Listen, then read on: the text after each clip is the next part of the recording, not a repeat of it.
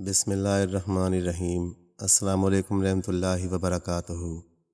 علی نے جب ڈاک بنگلے کے بیرے کو آج اپنی آنکھوں دیکھا حال بتلایا کہ اس نے ندی کے کچھ پار ذرا سے ہی فاصلے پر پیپل کے درخت کے نیچے سیب اور ناشپاتیاں بکھری ہوئی دیکھی ہیں، تو بیرے نے بغیر کسی قسم کی حیرت کا اظہار کیے فوراً ہی یہ کہا، حضور، پیپل والی پری ہر موسم کے پھل ہر موسم میں یوں ہی اس پیپل کے نیچے بکھیر دیتی ہے۔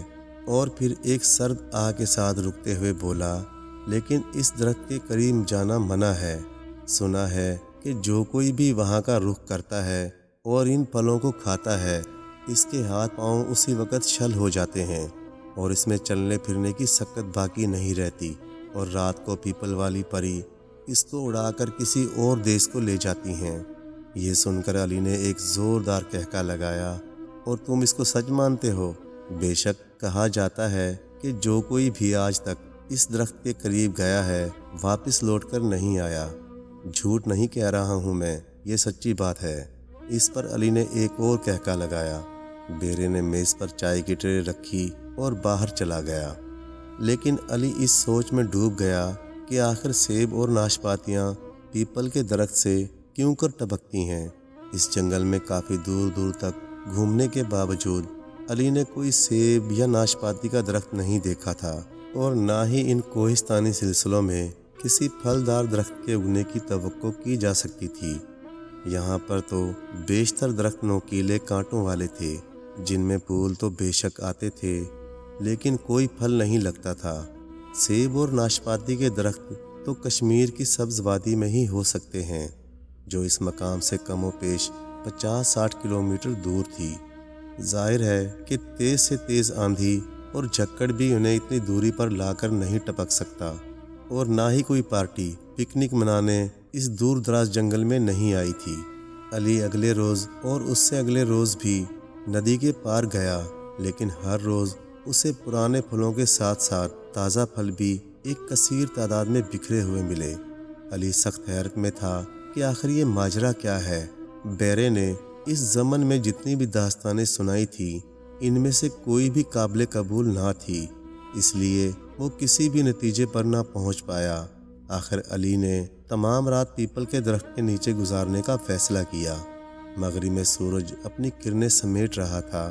علی نے اپنی بندوق سنبھالی اور ٹارچ اٹھا کر ندی کے اس پار درخت کی جانب چل پڑا۔ پیپل کے نزدیک ہی بڑے بڑے پتھر تھے، جن کے درمیان وہ چھپ کر بیٹھ گیا۔ سورج ڈوب گیا اور شام کا دھندلکا گہرا ہوتا گیا، اور کچھ ہی دیر میں چاروں طرف تاریکی پھیل گئی۔ پھر آہستہ آہستہ فضا میں خاموشی چھانے لگی، اور درختوں کی پتیاں بھی گردنیں جھکا کر سو گئیں اور نیند کے مزے لینے لگیں۔ علی جاگتا رہا، ہلکے سے ہلکی آہٹ پر بھی اس کے کان کھڑے ہو جاتے۔ اب آدھی رات گزر چکی تھی اور وہ وقت قریب آ رہا تھا جب بیرے کی سنائی ہوئی ایک داستان کے مطابق پیپل والی پری سبز خوشنما لباس میں ہیرے اور جواہرات کا تاج پہنے اپنے دمکتے ہوئے چہرے اور جگمگ کرتے پروں کے ساتھ اپنی خوبصورت سہیلیوں کے ہمراہ آسمان سے اترتی ہے، اور پیپل کے نیچے اپنے شکار سے کچھ ہی فاصلے پر اس کا اڑن کھٹولا اترتا ہے۔ اڑن کھٹولے کے اترتے ہی اس کی سہیلیاں چاروں طرف سے اسے گھیرے میں لے لیتی ہیں۔ کچھ دیر میں ہلکے ہلکے اور میٹھے میٹھے سروں میں ایک ترانہ شروع ہوتا ہے، جس کی لے کے زیر اثر اس شخص کے جسم میں حرکت شروع ہو جاتی ہے، لیکن وہ بھاگ نہیں سکتا، کیونکہ اس کے چاروں طرف موسیقی کے لہروں کا ایک جال بن جاتا ہے۔ پھر ترانے کی لے تیز سے تیز ہوتی جاتی ہے، حتیٰ کہ گرفتار شدہ انسان لے کی تار کے ساتھ بندھا ہوا از خود کھنچا چلا جاتا ہے۔ جب وہ اڑن کھٹولا ان کے قریب پہنچتا ہے تو سبز پری مسکراتی ہے، اور اس کے موتیوں جیسے چمکیلے دانت ایک لمحہ کے لیے دکھائی دیتے ہیں۔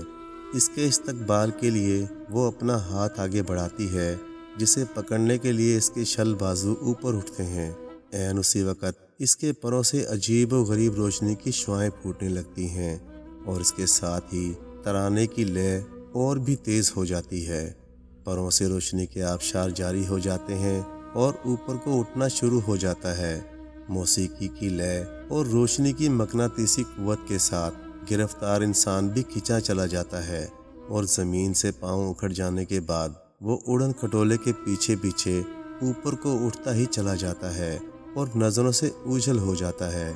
علی یہ سوچ ہی رہا تھا کہ کیا موسیقی کے ہلکے ہلکے سروں اور روشنی کا ان ننھی ننھی شعاؤں میں کیا اس قدر قوت ہوتی ہے کہ ایک بھاری بھرکم انسان کو اوپر اڑا کر لے جائیں۔ پیپل کے درختوں کے پتوں میں کچھ کھڑکھڑاہٹ سی ہوئی جو جنگل کی فضا میں یوں گونجی جیسے کسی نے نکارے پر چوٹ لگا دی ہو۔ اس کے ساتھ ہی ہلکی ہلکی سی سیٹیاں بجنے لگیں جو بالکل گھنگروں کی چھن چھن سے مشابہ تھیں۔ کچھ وقفے کے بعد پھر سے کھڑکھڑاہٹ ہوئی اور کافی دیر تک گھنگروں کی چھن چھن کی ہی آواز فضا میں گونجتی رہی، اور پھر تھوڑی ہی دیر کے بعد یہ عمل بدستور کچھ دیر تک جاری رہا، اور تنی ہوئی خاموش فضا میں گھنگروں کی چھن چھن اور طبلے کی تھاپ کافی دیر تک سنائی دیتی رہی۔ بیرے کے بیان کے مطابق پیپل والی پری کے نازل ہونے سے پہلے ایسی ہی آوازیں اکثر سنائی دیتی ہیں۔ علی آنکھیں پھاڑ پھاڑ کر ادھر ادھر دیکھتا رہا، لیکن سوائے دھندلے سایوں کے اسے کچھ بھی نظر نہ آیا۔ کافی دیر ہو چکی تھی، اب نہ تو گھنگروں کی چھن چھن یا طبلے کی تھاپ سنائی دے رہی تھی۔ علی پری کے انتظار میں تارے گنتا رہا، لیکن پری یا اس کی سہیلیوں کا کہیں کچھ پتہ نہ تھا۔ کافی رات بیت چکنے کے بعد اب علی پر غنودگی طاری ہونے لگی تھی۔ اس کا جی چاہا کہ وہ پتھر کے سہارے کچھ دیر کے لیے آرام کر لے، لیکن تحقیق کے ادھورے رہ جانے کے ڈر سے علی نے اپنی طبیعت پر ظلم کیا اور جاگتا رہا۔ جوں جوں رات گزرتی جا رہی تھی اسے اپنی ناکامی کا یقین ہوتا جا رہا تھا، اور مایوسی اور شکایت کا احساس شدت پکڑتا جا رہا تھا۔ رات اپنے محور پر گھومتے گھومتے اس مقام پر آ چکی تھی جب صبح کا ستارہ نہایت آب و تاب سے آسمان میں چمکتا ہے۔ مشرق سے پھوٹ رہی تھی اور سیم و سحر جنگل کے پھلوں کی مہک کو دور دور تک پھیلا رہی تھی۔ ماحول خوشبو سے معطر ہو رہا تھا۔ دھندلکے میں قریب جھاڑیوں کی اونچی سی شاخ ہوا میں یوں جھول رہی تھی جیسے مست گینڈا گردن ہلا رہا ہو۔ صبح ہونے لگی اور کچھ ہی دیر میں سورج کی زرد کرنیں پہاڑ کی چوٹی کو سونے کا تاج پہنانے لگیں۔ ہر ایک چیز میں ایک نئی خوشی سمانے لگی اور ایک نیا جوش بھر گیا۔ چہچہاتے پرندوں کے سرسراتے نغموں کی آواز آسمان کی کھلی فضاؤں میں بلند ہونے لگیں، اور پہاڑ کی ڈھلانوں سے روشنی کے آبشار بہہ نکلے۔ لیکن علی ایک ہارے ہوئے سپاہی کی طرح اٹھا۔ اپنی ناکامی پر وہ بے حد مایوس تھا۔ وہ واپس جانے کے لیے تیار ہوا۔ ابھی اس نے پہلا قدم ہی اٹھایا تھا کہ ایک سرخ سیب زمین پر ٹپکا۔ علی بجلی کی سی تیزی سے ادھر لپکا اور ہرے ہرے پتوں کو گھور کر دیکھنے لگا۔ وہ دنگ رہ گیا۔ جا بجا سرخ سیب اور زرد ناشپاتیاں گھنے پتوں سے جھانک رہی تھیں۔ علی کی نظر ڈال ڈال پر گھوم گئی۔ عجیب منظر تھا۔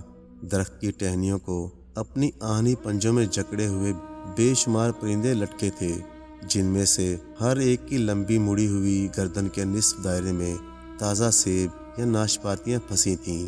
ان میں سے چند ایک کی لمبی لمبی چونچ انہیں سہارا دیے ہوئے تھی، اور بیشتر کی چونچیں تو ان پھلوں میں پھنسی ہوئی تھیں، اور وہ ان پھلوں کے ذائقے سے لطف اندوز ہو رہے تھے۔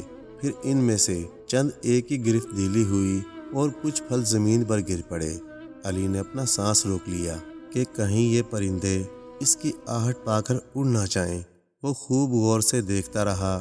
اسی اثنا میں کچھ اور پھل زمین پر ٹپکے اور پتوں میں ویسی ہی کھڑکھڑاہٹ ہوئی جیسی کہ اس نے رات کو سنی تھی، اور پھر ان کی کھلی ہوئی چونچوں سے گھنگروں کی چھن چھن سنائی دی، اور کچھ پرندے اڑ کر اوپر منڈلانے لگے۔ اس کے دیکھتے ہی دیکھتے چاروں طرف سیب اور ناشپاتیاں ٹپ ٹپ گرنے لگیں، اور گھنگروں کی چھن چھن کے ساتھ پرندوں کا ڈار آسمان کی کھلی فضاؤں میں خوبصورت پہاڑوں کی طرف پرواز کرنے لگا۔ علی کافی دیر تک ان کے کرنوں کی زد میں سنہری پروں اور آہنی پنجوں پر نظریں جمائے رہا، جو سیب اور ناشپاتیاں لانے میں ان عقابی پرندوں کے بڑی حد تک مددگار تھے۔ جب پرندوں کا یہ ڈار نظروں سے اوجھل ہو گیا تو علی بھی خوشی سے پھدکتا ہوا ڈاک بنگلے کی طرف بڑھا، لیکن اب ایک اور سوال نے علی کو بے چین کر دیا۔ یہ پھول پہاڑوں میں درختوں کی ٹہنیوں سے لٹک کر بھی کھائے جا سکتے تھے، لیکن اسی لمحے اس کے تر و تازہ دماغ نے اس سوال کا حل بھی فوراً سوچ لیا۔ شاید ان پرندوں کو محفوظ جنگل کی خاموش تنہائی زیادہ عزیز ہیں، یا یہ پرندے بھی فطرتاً اس کی طرح کچھ زیادہ مشکل پسند اور سیلانی واقع ہوئے ہیں۔ علی تیز تیز قدموں سے چل رہا تھا کہ وہ ڈاک بنگلے کے بیرے کو یہ نرالی داستان سنا سکے، جو شاید یہ سمجھ چکا تھا کہ علی کو بھی پیپل والی پری کسی دوسرے دیس پرستان میں اڑا کر لے گئی ہوگی۔ معزز ناظرین، ویڈیو اچھے لگے تو لائک اور چینل کو سبسکرائب کر دیں۔ جزاک اللہ۔